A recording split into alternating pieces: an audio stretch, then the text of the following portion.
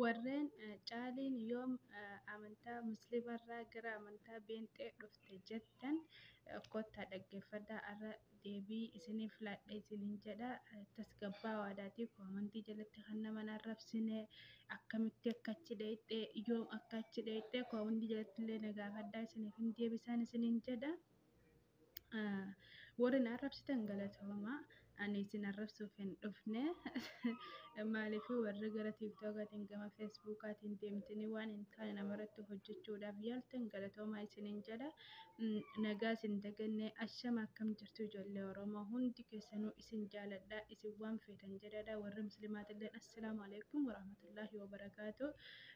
Warreen amantaa gaafa akkana jedhanitti naareenaadha. Harka fuuna shama akkam jirtu isiniin jedha isiniin jaaladha hundinuu ijoollee Oromoodha. Warreen caaliin Oromoo miti jettan warreen duraaniyyuu caaliin muslimaa miti beenxee maallaqaan bittee akkana gooteettan warreen ijoollee muslimaa jechuudha. Rabbi isinuu uume tokkicha san sodaadhaadha waan namni hin qabne namarraan kaayinaan isiniin jedha waan maal jetti shari'aan islaamaa ni beektaa? Gaafa soomni seene jechuudha argii furii argii soomanii argii furii jetti. Okay achirraa isas bahe. Amma akka shari'aa islaamaa keessatti jechuudha osoo shari'aa islaamarraa haasa'uu hin tahin rabbiin jechuudha yoonii fi zinaa goote jechuudha osoo hin beekne goote osoo beektu yoo goote siif hin araaramu. Osoo hin beekne gaafa goote bartee wanni sun haraam ta'uu bartee yaa rabbi naaf dhiisi jettee kadhatte siif dhiisa. Yoo hin beekne waan namaa hatte osoo hin beekne hattee wanni sun erga bartee haraam ta'uu isaa gartee yaa rabbi naaf dhiisi jettee rabbii kee kadhattee dhiifama gaafatte siif godha. Maal siin araaramne ni beektaa? Rabbiin sobuu siif hin araaramu. Sii galee yaa ijoollee muslimaa. Ani yoomiyyuu amantaa muslimaa arrabsuudhaaf yeroo nuyyuu naaf hin geessu maatii koo keessa jira. Faamilii koo guutuu gara haadhaatiin gama abbaatiin guutuun isaanii keessa jiru. Maatii keenya keessa anaa fi nama tokko bichaa jechuudha. Anaa fi nama lama qofa warri amantaa beenxee kanatti amanee keessa jiru.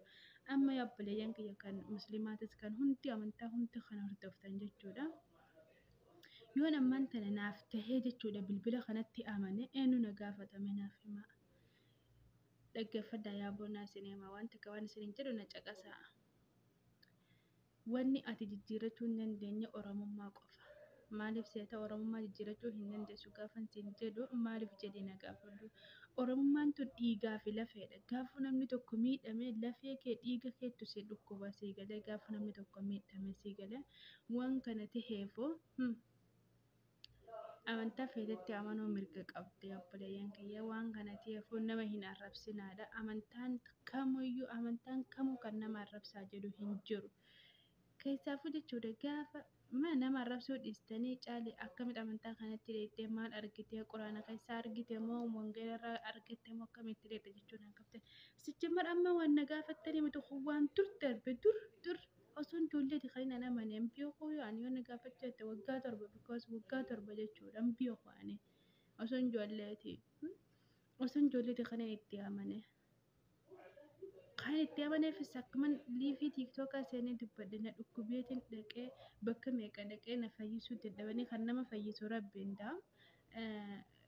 Sheekii bira na geessanii masjiidii dhaqanii naaf kadhatanii dadhabee isaan bira dhaqee waa dhangalase jammar yoon achitti dhaqee dhukkuba kiyya kanarraa fayyee amantaa isaanii kana qabadha jedhee waa dagalee garuu waa dhangalasan dirqaman guute sii galee waan kana ta'eef yaabbileen kiyya adda baafadhaa dubbadhaa isiniin jedha jammar kana caaleen argee miti. Maqaa argee balleessuuf deemti kiristaanni argan jiru kiristaanni gamta argan jirre mana deebisaa. Maqaa balleessa dila kana silaa afuu baatanii baay'ee dasna jedhama. Hirna magaalaa xiqqoo san keessa yoo xiqqaate mataskaana sadiitu jira. Okay achirraas darbi.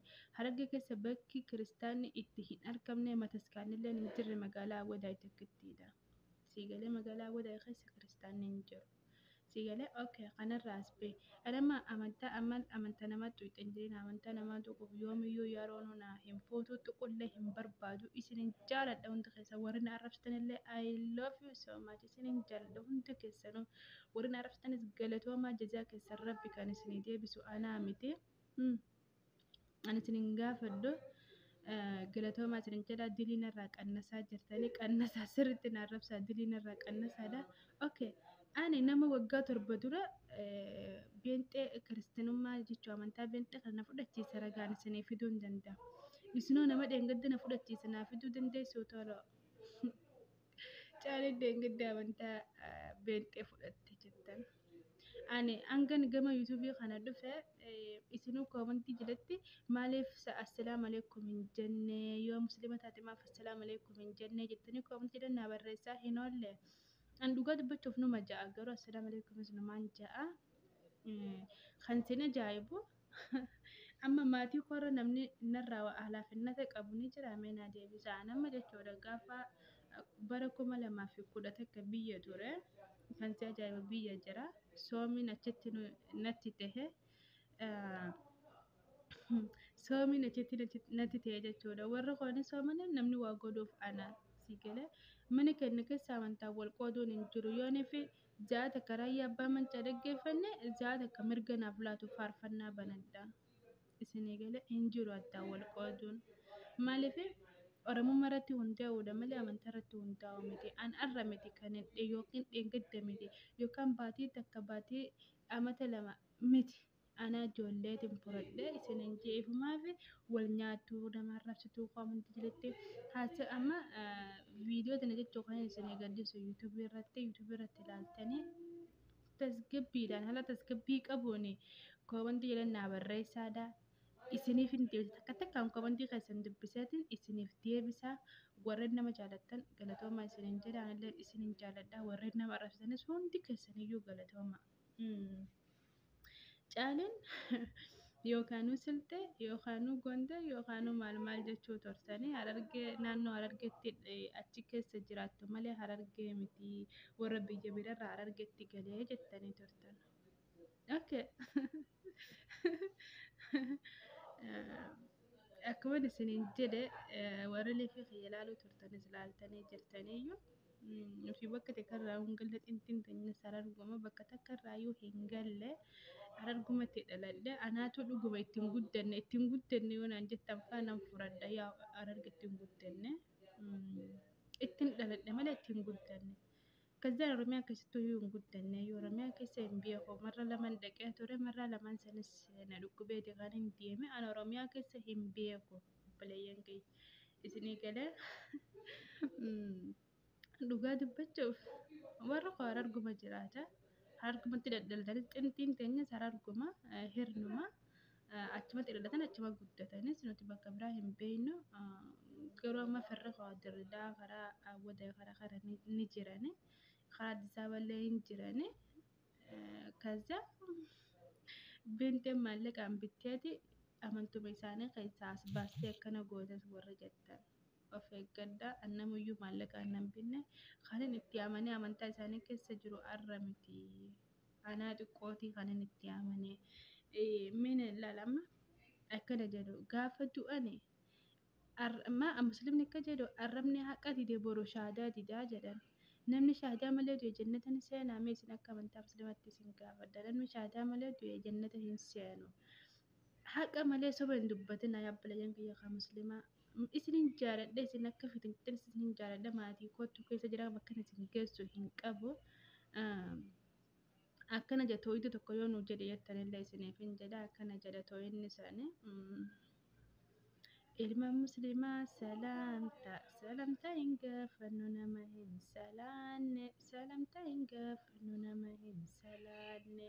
Hadara hawan akarratti haa wal waamnu nagayaan nu baasi guyyaa siraata baanu nagayaan nu baasi guyyaa siraata baanu ibidda azaaba gubbaan isaa jabeenya irra maganfanna jedhe rasuulli keenya irra maganfanna jedhe rasuulli keenya. ilma muslimaa salaamtaa hin gaafannu nama hin salaanne hadara hawwan haqarratti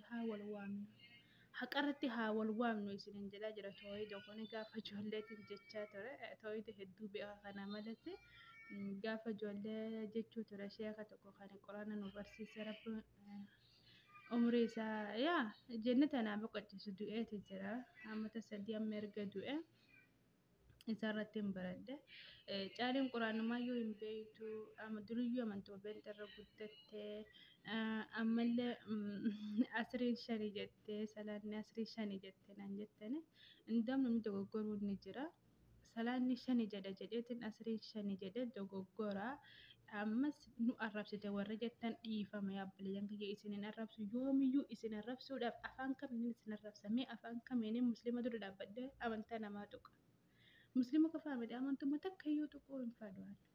Dhiifama isiniin jedha maaliif dhiifama nu gaafate yoo kan jettan taate duraan isin hin xooyne abjuu wanni nani mee abjuudha maaf abjuu himta yoo jettan gaa dirqamaan mirga sin qabu Oromoo sii miti mirga sin qabu waan takka dubbatu hin danda'u jechuudha kanumaan dhumata godhe maaliif jettanii hayyaaddan taate ani kanin jedhe abjuudha qoy abjuu namni hundi abjuun hin abjoota manaama jettan akka afaan argetti manaama namni hundiyyuu manaama na arka anis manaama wanni ni nan arge ani amantaa keessan arrabsuu fedhee miti waan rabbiin fidee manaama nagarsiise kanin dubbadde maasan dubbatta warra jettanii manaama gaa rabbiin na argisiise dubbachuu mirga qaba amantaa keessan hin arrabsu yoomiyyuu arrabsuuf illee mirga hin qabu arrabsuuf illee hin taa'u fuulduraaf illee jechuudha dura yoo isin kabajaaf itti gootan ijoollee muslimaa namni isin kabajaa amantaa keessan nama biraallee akka hin arrabsine kabajaaf itti godhaa qoom jedhan nama hin arrabsinaadha abba fedhee waan kan fedhe gabbare ka fedhee muka gabbare ka fedhee dhagaa gabbare